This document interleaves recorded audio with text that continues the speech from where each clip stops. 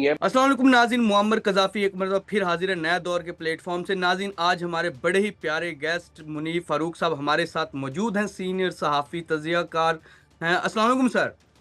جی وعلیکم السلام۔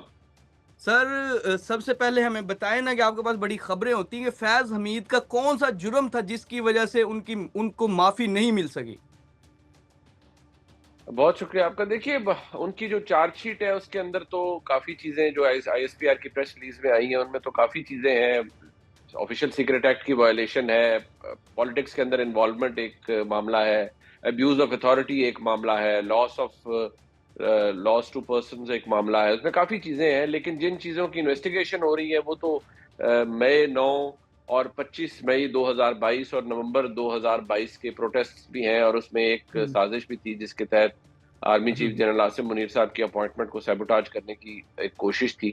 تو اس حوالے سے جو باتیں ہیں ان کے حوالے سے ان کے اوپر ہو رہا ہے، لیکن جو مین ایشو ہے جو ابھی تک پوری طرح سامنے نہیں آیا وہ فوج کے اندر ایک میوٹنی کروانے کی سازش بھی ہے، جس کا بتایا یہ جاتا ہے کہ اس کے بڑے واضح لنک اسٹیبلش ہو سکتے ہیں ثبوتوں اور شواہد کی بنیاد پر فیض حمید صاحب کے ساتھ۔ لیکن کیونکہ یہ بیہائنڈ کلوز ڈورز یا ان کیمرہ قسم کی پروسیڈنگز ہیں تو ہمارے پاس یہ کوئی اس وقت آپشن نہیں ہے کہ اب اس ایویڈنس کو خود پرکھ سکیں یا دیکھ سکیں۔ لیکن جو بتایا جاتا ہے وہ یہ کہ کافی زیادہ انکریمنیٹنگ ایویڈنس ہے فیض حمید صاحب کے خلاف، اور ان میں انہوں نے خاص طور پر اپنی ریٹائرمنٹ کے جو اپنوں کا سروس کا آخری سال تھا اور موسٹلی پوسٹ ریٹائرمنٹ جو انہوں نے کام کیے ہیں اس سے کافی مسائل جنم دیے۔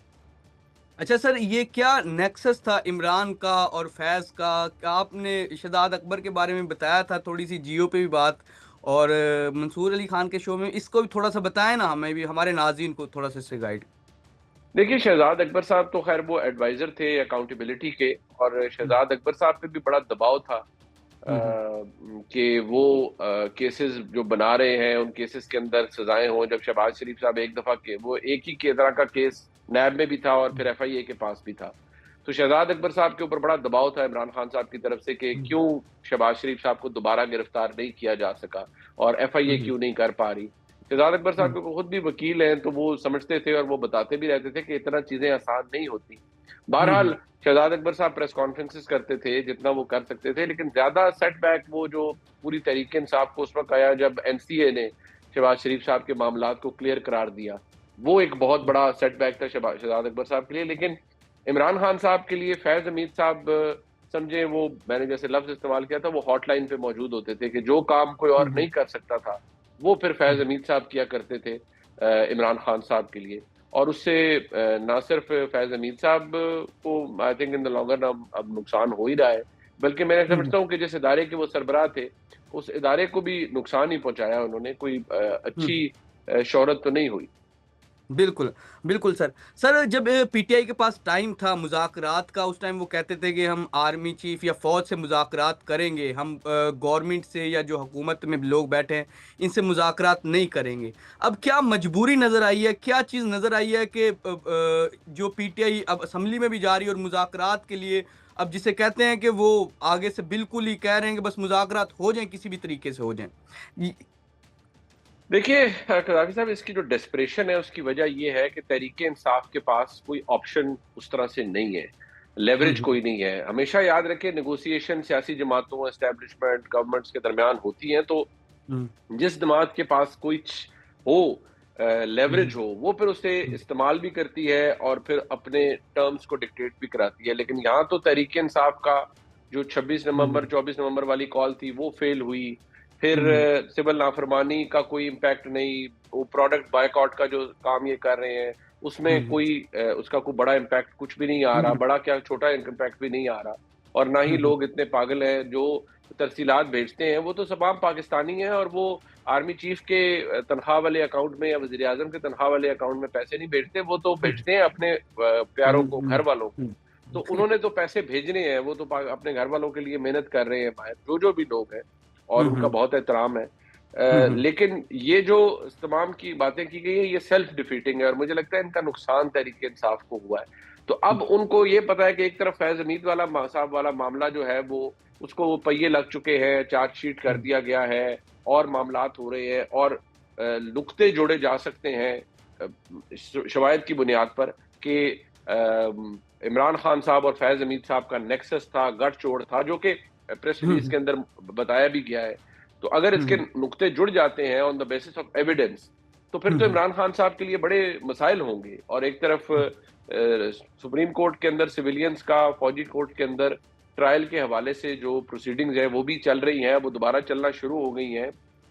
اگر عدالت یہ فیصلہ کر دیتی ہے کہ مخصوص حالات میں سویلینز کا ٹرائل فوجی عدالت میں ہو سکتا ہے، تو پھر تو ایک فلڈ گیٹ بھی کھلے گا اور بہت سے بالکل مسائل بھی ہو سکتے ہیں عمران خان صاحب کے لیے. بالکل بالکل سر، بالکل سر. سر خبریں کچھ گرم ہیں کہ چارج شیٹ تو ہو گئی، لیکن فیض حمید کی پھانسی تک بات آ سکتی. دوسرا عمران خان ملٹری تحویل میں جائیں گے یا نہیں جائیں گے؟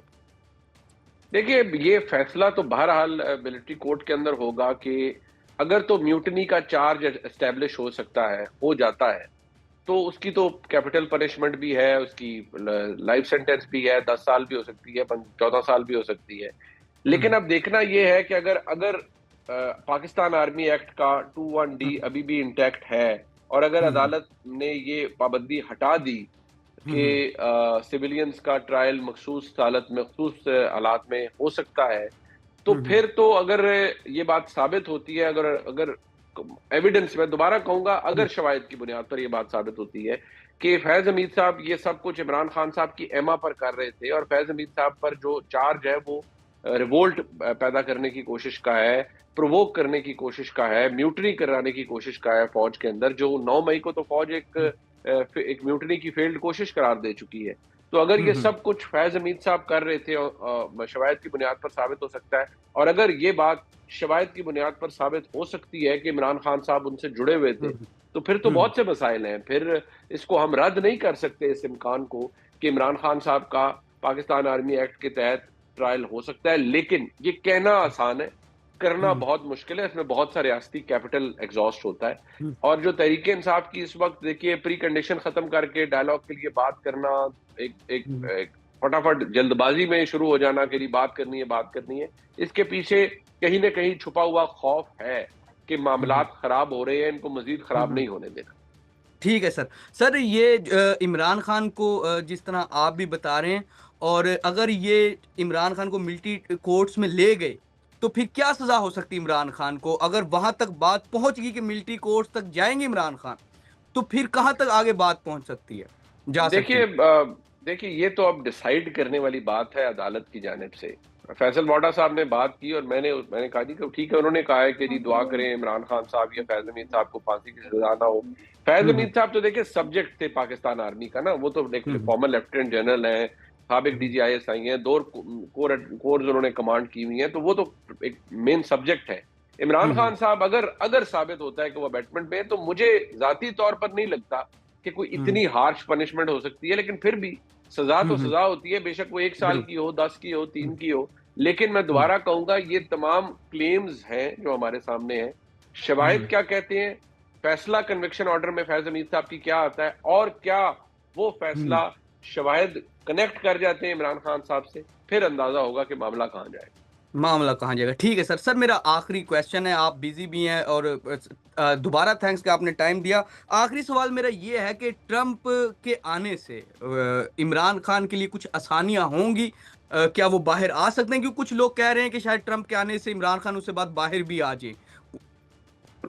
دیکھیے جو لاجک ہمیں بتاتی ہے یا ہسٹری، وہ تو یہ ہے کہ بالآخر عمران خان صاحب نے باہر آنا ہی ہے. معاملات کسی نہ کسی سٹیج پر، جو مطلب اندازہ ہوتا ہے وہ کس سٹیج پر آتے ہیں، کیا ہوتا ہے، اس بات کو رد نہیں کیا جا سکتا کہ ڈونلڈ ٹرمپ کو کردار ادا کر سکتے ہیں. لیکن وہ اس طرح سے نہیں ہے کہ ڈونلڈ ٹرمپ جیسے انتظار ہی کر رہے ہیں کہ وہ 20 جنوری کو عہدہ سنبھالیں گے اور جو پہلا فون کال ہوگی وہ پاکستان کو کی جائے گی. شاید اس کا بھی میرے خیال میں تھوڑی غلط فہمی ہے. شاید اس طریقے سے معاملات نہ چلیں. ہو سکتا ہے ڈونلڈ ٹرمپ کا کوئی انٹرسٹ ہو سکتا ہے جو پاکستانی ڈائسپورا ہے وہ بھی چاہتے ہوں کہ عمران خان صاحب کی مدد ڈونلڈ ٹرمپ ایڈمنسٹریشن سے کروائی جائے. پاسبلٹیز تو ہر چیز کی ہیں. لیکن یہاں سے اس کا جواب کیا آتا ہے؟ کیا یہ آتا ہے کہ ہاں جی فٹافٹ تالا کھول کے عمران خان صاحب کو باہر کر دیا جائے؟ یہ شاید مجھے لگتا ہے کہ بہت زیادہ ایگزیجریٹڈ ایک معاملہ ہے. اس بات کو بھولنا نہیں چاہیے کہ پاکستان امریکہ کے ساتھ تعلق اب شاید بلکہ میں یقینی طور پر کہہ سکتا ہوں وایا ریاض رکھے گا، یعنی ہوں شہزادہ محمد بن سلمان صاحب کے سلمان تھرو ہوں وہاں پر تعلق رکھا جائے گا، اور وہاں تعلق تھوڑا مختلف ہے، ہاں پاکستان کا سعودیہ کے ساتھ مختلف ہے، اور ٹرمپ ایڈمنسٹریشن کا شہزادہ محمد بن سلمان صاحب کے ساتھ بہت مختلف تعلق ہے، اور ایک جو برا ایلیمنٹ ہے وہ شاید یہ ہے کہ شہزادہ محمد بن سلمان صاحب کی نظر میں عمران خان صاحب کو اتنی فیوریٹ پرسنالٹی نہیں ہے، بٹ یہ تمام باتیں شاید ریکارڈ کی ہیں، لیکن پاسبلٹی کسی بھی چیز کی ہو سکتی ہے۔ بالکل سر، سیاست ویسے ممکنات کا کھیل ہے، اور اگر محمد بن سلمان کے یہ فیکٹ تو ہے ناظرین، آپ بھی جانتے ہیں فی الحال کے لیے نیا دور سے معمر قذافی کو اور منیف فاروق کو اجازت دیجیے، خدا حافظ۔